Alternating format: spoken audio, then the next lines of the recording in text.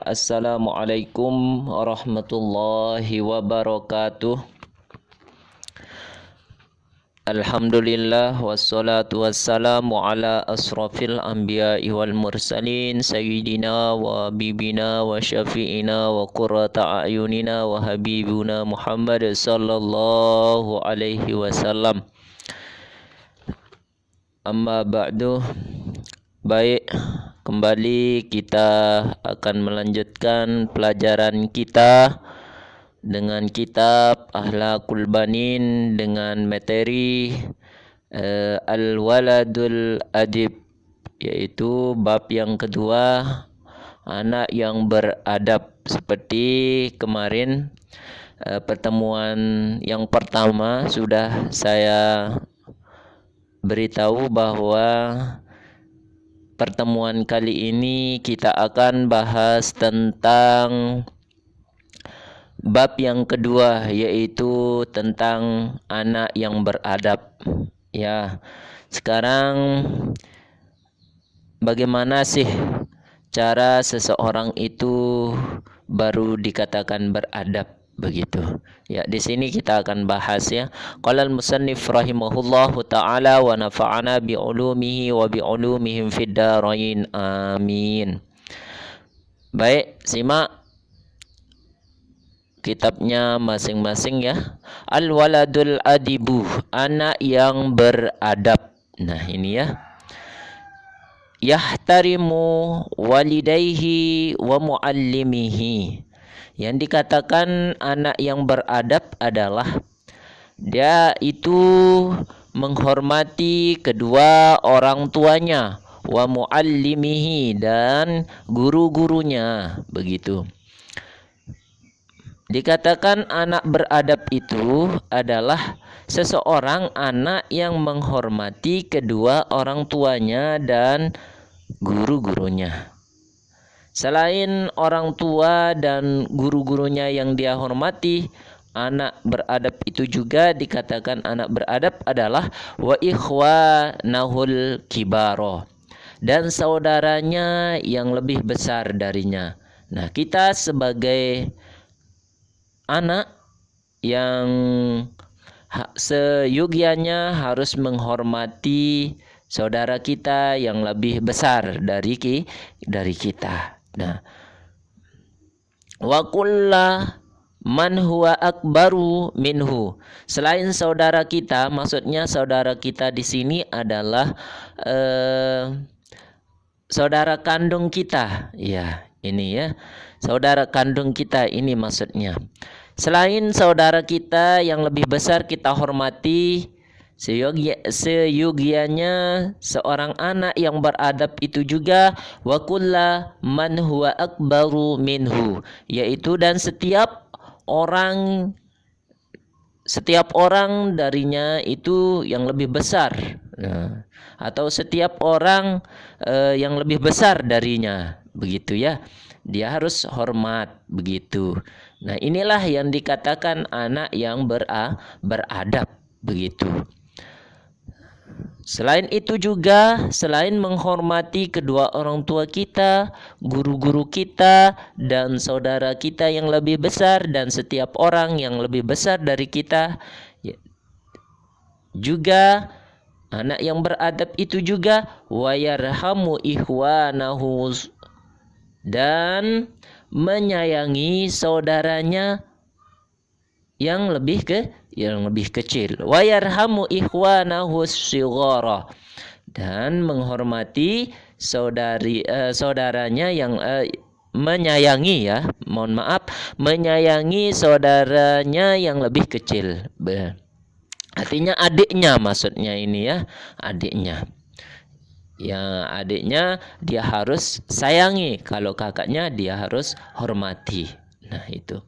Wa kullu man huwa asgharu minhu, dan setiap orang yang lebih kecil darinya. Nah, inilah dinamakan dengan anak yang beradab, begitu ya. Dia yang lebih kecil darinya, dia harus menyayanginya, dan setiap orang tetangganya ini ya, anak-anak tetangganya yang lebih kecil juga dia harus menghormati, ya menyayanginya. Nah ini. Dan yang selanjutnya adalah dikatakan anak yang beradab juga wayasduku fi kalamihi. Nah, dan dia jujur di dalam berbicara. Nah ini, ya, anak yang beradab ini adalah apabila dia berbicara, dia itu berbicara yang jujur.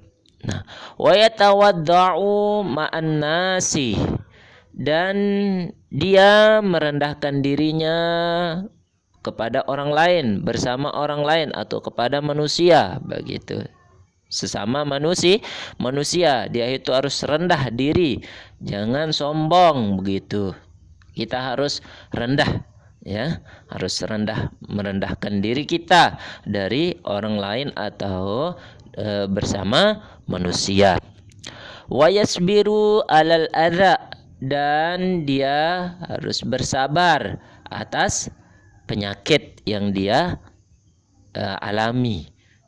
Begitu ya, harus sabar, jangan sedikit-dikit nyumpa atau berkata-kata yang tidak sesuai dengan syariat Islam. Misal contohnya, ketika kita berjalan di pinggir jalan, terus kaki kita tersandung, maka hendaknya kita bersabar mengucapkan kalimat-kalimat thayyibah. Jangan sebaliknya kita melontarkan kalimat-kalimat yang buruk. Nah itu ya.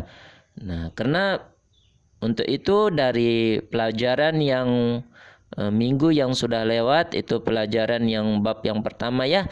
Kalau kita sudah membiasakan diri kita untuk berbicara baik, insya Allah dengan spontan ketika kita seperti tadi tersandung batu di jalan, maka dengan spontanitas mulut kita akan mengucapkan kalimat-kalimat thayyibah, begitu ya. Untuk itu wahai adik-adik atau anak-anak sekalian, untuk supaya kita terbiasa mengucapkan kalimat-kalimat yang hasanah, yang baik, yaitu kalimat-kalimat thayyibah seperti subhanallah, Allahu akbar, begitu dan lain sebagainya. Itu ya. Selanjutnya adalah wala yuqati'ul aulada, dan jangan memutuskan tali silaturahmi kepada anak-anak tetangga kita, maksudnya adalah anak-anak, begitu.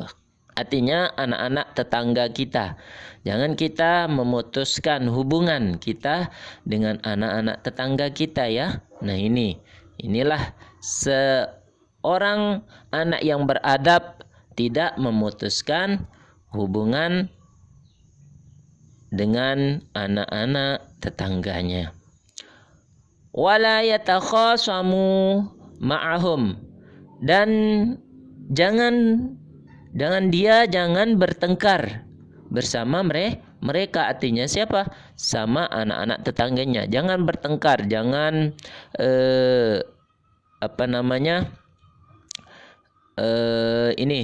bertengkar atau bermusuhan ya bersama anak-anak tetangganya, bersama mereka. Nah ini ya.